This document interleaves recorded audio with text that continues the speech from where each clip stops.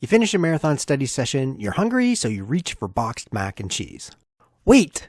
You finish a marathon study session, you're hungry, but decide not to reach for boxed mac and cheese as justice against no nourishment or the possibility of lower bowel movements at the worst possible moment.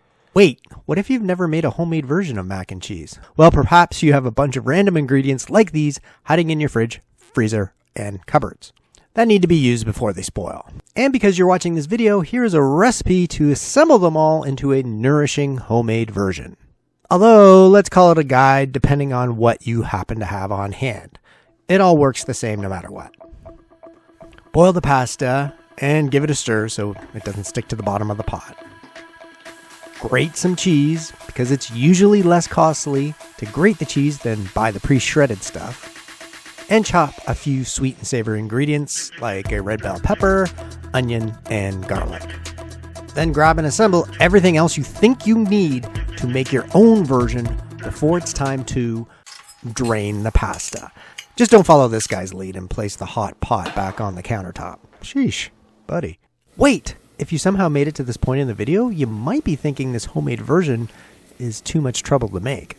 The good news is if you made it this far in the recipe, all the upfront work is already done. From here, it's easier than making a box of hamburger helper. Cook the ground pork, beef, chicken, turkey, or vegetable substitute, or whatever you're using. Add your savory ingredients like the chopped onion and the herbs and garlic.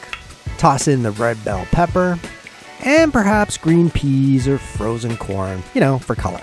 And whatever you do, be generous with the barbecue sauce. Finally, pour in some apple juice mixed with reserved cooking water to keep everything nice and saucy. Wait, what's all this reserved cooking water talk about? The recipe in the description explains. You know what else is worth reserving? All the nourishing leftovers that you'll have afterwards.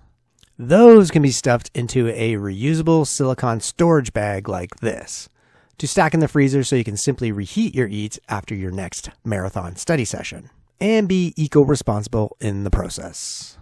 This way you only have to cook and perhaps clean up the mess only once. Wait, you never told me if you're going to make this mighty fine mac and cheese.